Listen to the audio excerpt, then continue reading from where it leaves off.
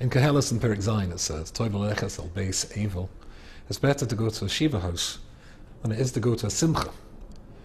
And the Pasuk concludes by saying, because Shezesov Kol Ha'odam, and everybody is going to be, at some point, having their children sitting shiva for them, and you'll take that bit seriously. You go to a simcha, there's no guarantees that, as it were, you'll engage with what's going on in the simcha.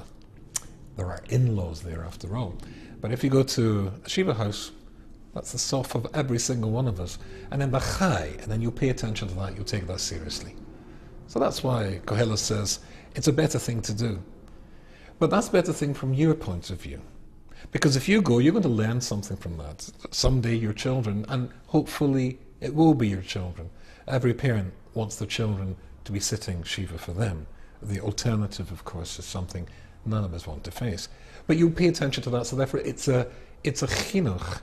It's something that's going to be good for you. But that's really not the reason why we go to a shiva house. You go to a shiva house because it's something that's good for the avelim. You're there to do this huge mitzvah of being there. That's very important. People miss the point. Just being there is the greatest and most important thing you can do. Let me tell you a story. I know somebody originally from Manchester in England, where I lived for 22 years before immigrating to the United States. And there was somebody who lost a son, a young man, in tragic circumstances. And the circumstances were so tragic that it broke the hearts of everybody who knew, who were family, who were friends. And the shiva house was busy, very busy. During the entire week, the father of the boy who'd passed away sat in his chair with his head down, looking at his shoes. And not once during the entire week did he look up. They got up from shiva Friday morning, and when they were sitting Friday night round the table, the rest of the family, the father commented to his children what a huge nechama it was, how many people had come to the shiva, and everybody was astonished. His children were astonished, because none of them thought that he had registered, that he had understood, he had realized how many people were in the room with him, because he never looked up. But he had. And he didn't speak, not once. And of course, as we all know the halacha, if the oval doesn't speak to you, you're not allowed to speak to them. They have to start the conversation. For a very obvious reason. They might not want to speak. And he didn't want to speak the entire week. So people thought he just hadn't realized. His family thought he hadn't realized how many people were there, but he did. And he found it a huge nechama that people were there. That's all. Before you get to speaking, just being there, supporting somebody. You know, there's a Ramban. The Ramban talks about the various gifts that Klal Yisrael gave to the Ummah Ha'olam, to the world. One of the gifts is Shabbos. Now, he doesn't mean to say that the Ummah Ha'olam have to bench licht and make kiddush, etc. Of course, we know that that would be an Issa D'Oraisa. But the idea of not having to work 365 and a quarter days, that there should be a rest, was one of the gifts of the Torah, one of the gifts of Klal Yisrael to the whole world. You may be interested to know that in Japan, they have no day of rest. They do work 365 and a quarter days a year. So another gift, if we could give it, I think would be something like shiva. I don't know of anything as therapeutic, as wonderful as sitting shiva. Of course, nobody wants to sit shiva. But if you're going to go through, and it is sof kol odom, that's the end of every one of us. If that has to occur, if there's going to be a shiva that's there in order to provide the remedy or the beginning of the tikkun, which is what the whole process is about, then there's nothing more wonderful that you could think of than that. And I had a friend, when I was sitting shiva for my late wife, I had a friend who didn't manage, he's a Rav, huge Talmud Chacham, and he didn't manage to get in the whole week, and that so often happens. Never, incidentally, put off going to shiva till the next day, because suddenly you find that the Avelim have got up, the week has run away and disappeared, and you've missed your chance. A Rav like me, and he turned around and he said, I'm so sorry I didn't get to shiva, and then he said, no. But what could I say to you? You know everything that I know. But my friend, who is a friend, missed the point of that story which I just told you. It's not a question of coming and telling you something necessarily. Nothing great insight that might bring you comfort. Just being there for somebody is a huge comfort in its own right. But of course, you are supposed to find words if the person wants to hear them, if they engage you with conversation. one that's all about the words. The right words can be the most wonderful refuah to the pain that somebody's going through. Conversely, lahefach, the wrong words can do incredible damage. So if a person is going to be sitting shiva, I want to give you a piece of advice. This advice was given to me when my late wife was first diagnosed with cancer. A very good friend of mine, Rabbi Professor Dr. David Gottlieb in Yerushalayim, his rabbis phoned us up, and she said to us, "Keep an idiot book." I said, "What?" "Keep an idiot book," she said. Some people are going to say incredibly stupid and tactless things to you. Instead of being very upset and hurt, write them down. There was one lady who came to my late wife when she was just diagnosed with cancer and said, "You've got breast cancer, haven't you?" And my wife said, "Yes." She said, "You know, Mrs. Plinus has got the same diagnosis as you, and she went to see a tzaddik. And the tzaddik gave her a bracha that she should live long enough to see all her children married off." Why are you marrying your children off so quickly? Gewaldig. How about that? Isn't that fantastic? She went straight to the top number in our top 10 of really stupid comments. It was a stupid comment, L'Shem Shemayim. This is a wonderful person, a kind person. She didn't mean to hurt. She didn't mean to say something tactless, and people don't. But people, when you are really sensitive, even not a stupid thing can hurt. But rather than be hurt, keep an idiot book.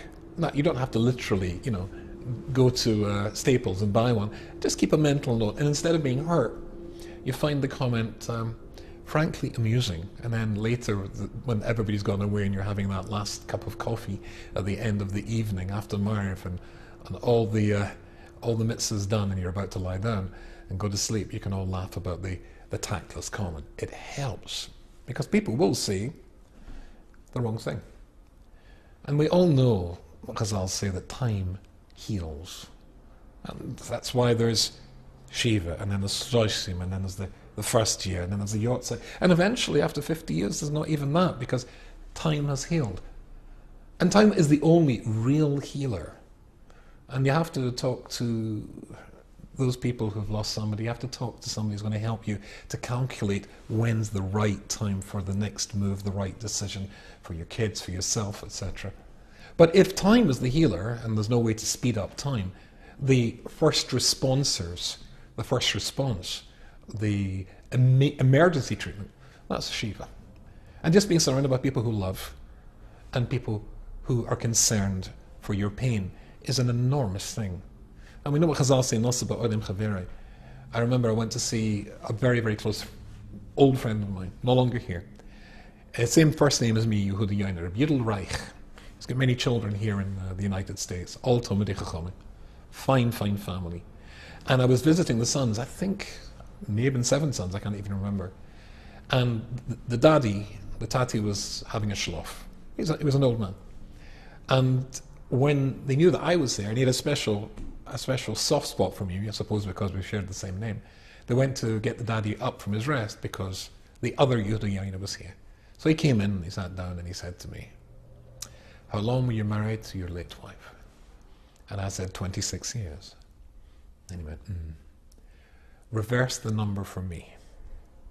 They've been married for 62 years.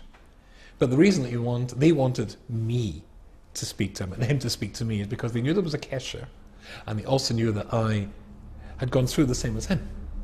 There's an enormous advantage if life has given you a difficulty which you've overcome, and you know that somebody's going through the same difficulty, and you go to a shiva house. Just seeing somebody who's been there and somehow or other managed to emerge around the other side or through the other side is a huge nechama. Nosaba onim chaverei means you're able to be nosaba oil. You can carry it. You have carried it the same as somebody else. It's a bigger mitzvah. It's a huge achrayus. If somebody's gone through something you've went through, to let them see, I was there. You can be where I am now. You don't have to say it. Just the fact that you sit in front of them and they know that you lost a wife and you survived, you lost a child and you survived, that's huge. That's a huge thing you can do. And when you're visiting somebody who's sitting shiva, they're going through all sorts of pain. To state the obvious, if they lost a mommy, they lost a daddy, I mean, that's obvious what the pain is. But there'll be unwritten, unsaid pain there as well. And you should be aware of that. Almost always, when somebody passes away, there is that horrible word that the Jewish people, that Claudius Roll sadly does very well, and that is guilt. We're very good at guilt. Well, we all know that the Gemara Bracha says if something bad happens to you, you fash from myself, the Gemara Bracha is that, and that's true, you fash from myself, but there is good guilt and there's bad guilt. Good guilt comes from there, and it invites you to examine mistakes that you've made and use the mistakes to make sure you don't do them again. Don't forget, because I'll say that every avera you do, when you really do teshuva, then the avera isn't just wiped clean, it becomes a mitzvah, because it was a springboard to allow you to change yourself. That's good guilt. Good guilt is when you're able to take the experience and use it positively. I wrote a book recently called The Little Book for Big Worries, dealing with serious illness, because it's part of the parsha of Nasa Ba'olam Chaveri. I want to use my experiences to help other people. Would I have volunteered to have lost a wife to cancer so that I'm able to help other people? Certainly not. I would have volunteered not to have, so that I couldn't help other people. But if you find yourself in that parsha, then you can use that experience, even the mistakes that you made. You can use the mistakes to share with other people, to let them know you can recover from that as well. You can ask mechila from a mace. You can get forgiveness from a mace. I have to tell you, in the 5 years that my wife was not well, from the beginning of her diagnosis for breast cancer, I was with her, to the moment that she passed away 5 years later, and when I was holding her hand, look, I don't know what I'm going to say to YY Rubinstein when I get upstairs and I'm standing in front of the Beis Din Shel Malo, but one thing I know, I'm not going to get 99% as a husband over those 5 years. I'm going to get 100%. So sometimes we get it right and sometimes we get it wrong. And you can help somebody. Good guilt is when you learn from your mistakes and you don't repeat them, or you help other people to learn from your mistakes so as not to make the same ones. Bad guilt is just when it eats away at you. One is good guilt and it comes from up there because it evokes change in a positive direction. Bad guilt comes from down there, and all that does is tear you down. And the people almost always sitting shiva will have regrets and be sorry that they didn't visit enough, or maybe they lost their temper once, or whatever. It's important, if they ask about that, to point out the difference between good guilt and bad guilt. And also, don't forget to reassure them that they are human beings. We all make mistakes. Hashem Yisborach creates the world and says it's toiv ma'od. Say Chazal, toiv ma'od? It's very good. If something's very good, that means something wasn't very good. What wasn't very good? Oh, the other worlds that Hashem created. Hashem created other worlds? 974 flops. Worlds that were not successful until he created this one, and this was matzliach. Now Hashem can't make a mistake. And even if he did, why tell us about it? He told us about it, he made 974 intentional failures, and told us about it to let us know that mistakes and making mistakes is the aside, is the basis of our world. You're only a human being. You're allowed to make mistakes. And the people who are nifta know you made mistakes. And they know that you're sorry. And you can go and ask mechila.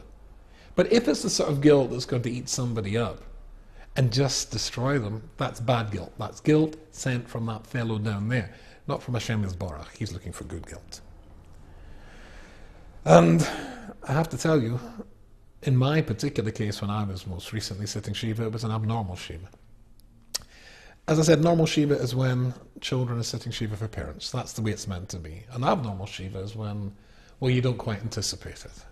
And that's when I lost my wife. I didn't anticipate that one. And because there might be somebody watching this who's in my situation, or maybe one day, Chas v'shalom, be in my situation, I need to tell you something. Because you, like me, are a male. You're a man. That puts you at an enormous disadvantage. Last Thursday, I was in Muncie. There's a new organization that's been set up to help young Hasidim who are divorced. So I went along to speak to this chevra, and there was 100 young men who had come along, all divorced. Now there's a women's organization as well, which has been set up to help young women in the tri-state area who are divorced. At the moment, it has 900 members. Now, I was never very good at math, but I think I can work this one out. If 100 guys are divorced, that means there's 100 women who are also divorced. Why is there 100 members in the male branch and 900 of the female branch? Now, to be fair, the female branch isn't only for Chassidim, but there's always going to be, and there is always a disproportionate balance when it comes to anything like this, for a very simple reason. Women know they need help. Men, no. Me? I'm fine. I'm doing just fine, thank you. Have you ever seen the way that a woman davens compares to a man's? Maybe you think of your wife, or you think of your mother or your daughter. When a woman davens, it's normally with her head down, and she's shocking very slowly. There will be tears, but they're quiet. And what she's doing is being makabel the Gazardin. Even if her situation is hard, she's being makabel with a humble petition that maybe in Shemaim they could change the Gazardin. If you ever see women in the women's side of the council, that's what you see. Move the camera to the left-hand side, and you see men davening at the council.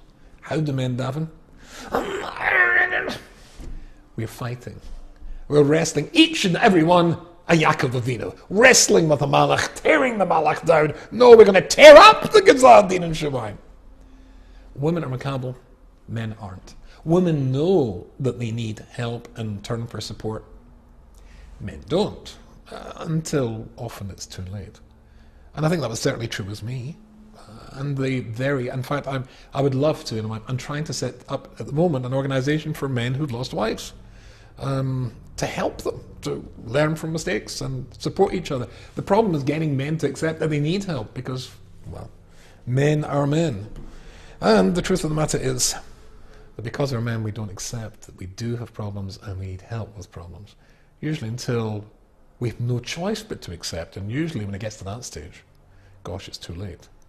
So if you, again, as I said before, if you have a specialized experience which can help somebody else who's going through tough times, then you've got shtickle chiyuv to bring your experience to the other person who is really, really struggling. You know, let me just tell you one thing. I wrote about this in my book. I wasn't sure whether I should put it in the book. It's based on the Rabbi Dessler and also on Rabbi Shlomo Wolbe. And I discussed this point with various other Rabbonim. Should I put this in the book? And there was a bit of a dion about it. The people who didn't want me to put it in the book, I was concerned with, are you saying that I've got wrong pshat in Rabbi Dessler, or does Rabbi Dessler say this? Everybody seemed to agree that eventually Rabbi Dessler Taka does say this. What does he say? Look, when a person is lying in their deathbed and they're about to be nifta, they're surrounded by their family and their friends. And then they close their eyes for the last moment. And then they open them again. When they open them again in Shemaim, who are they surrounded by? The exact same people they left behind just a split second ago. Time only exists in this world. In Olam Haba, we've already lived our lives. We're already there. We don't see that. Now, this is a very deep idea. I checked that Rabbi Dessler does say this. Moshe Shapiro, by coincidence, gave a shir about this a month earlier in Yerushalayim, but he said it's a dangerous idea, and it is a dangerous idea. But for people who are suffering the loss, the thought that the wife that they lost, or the mother that they lost, or the child, or Rahman Islam that they lost, is not gone. You're already there with them is a huge nechama. It's a huge nechama. And there's one other little thing. And I put this in my book, and I wasn't sure whether to include this one either, but I just spoke just a few months ago to Shlomo Brevda, Zecher Tzadik Livrocha, and I asked him, did he think this is true? Did he think that I should put it in? And he said I should. When my wife passed away, I was quite convinced that I knew what to do next, it was just before Shavuos. Surely it made sense to bring the entire family together, to have us close, to reconstitute the family at the Shabbos table, as it was when Mummy was still there. However, many people, many close friends, including Lady Jacobowitz, Alea Shalom, Diane Ehrentreu's wife, Lahavdil, Representative Ehrentreu, and good friends wanted to send me and my unmarried kids to Switzerland to get away for Shavuos. But I thought it was a bad idea. You see, one of the most beautiful things that you can do is to join in a shiva because it's got structure and you know what to do. As we discussed, don't speak till the person speaks to you. The difficulty is after shiva. So there was a store a little bit, like a large supermarket in England called Tesco. And on the Sunday morning, my brother-in-law and I went shopping. This was after I got up from shiva. And I was walking with, pushing the cart. And other Frum Yidden who saw us coming, it was actually quite funny. They were running down the various aisles to get away from us because when it's a shiva, you know what to do. You know what to say. There's a form, there's a structure. When it comes to after shiva, people are not terribly sure if they know what to do anymore. In fact, there was one young couple walking towards us, so engaged in conversation, they didn't realize it was me. And they approached, they looked up and saw me, and it was like a deer in headlights. They looked like this, and then they dashed down the side to try and get away. I realized that was making people feel uncomfortable, so we accepted the offer of our friends who paid, Ballychesed, Cloudenstraw, to go to a place called Flims in the mountains in Switzerland for Shavuos. We arrived at the hotel, it was a little kosher hotel, pretty tired, and went for sleep. And when I went for sleep, my late wife came to me in a dream. This is what I asked Rabbi should I put in. Now, this experience is a completely different experience to any other dream. And there was my late wife. She was just standing there, smiling. And I said to her, how come you're here? And she just carried on smiling. And then I woke up. And I was so upset and so distressed, I tried to go back to sleep. I wanted to speak to her. But I knew that she'd be back to tell me, you know what? It's all okay. It's all okay. All the tough times are by. Now she's in a place where she's happy. It was a big Nichum for me. I put that in the book to share it with people so people should know. Even through the tough times, afterwards, they're okay. It's us that are having a little bit of time till we get back together again. But there's something else there. Don't forget that the shiva has got a structure. And you're able, you know what to do, you know how to help people. And as I said right at the beginning, just by being there, you are helping people. There's no fixed structure after shiva. But it doesn't mean to say that you shouldn't and you can't. In fact, you should.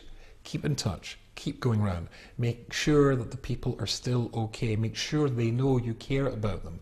Make sure that you're reaching out to let them know that anything they still need, you're still there to provide. Because the shiva process is a chinuch. It's a chinuch for what happens after the shiva process. We only get through tough times with the support of other people. And we only get through the tough times as they become less tough, still with the support of other people.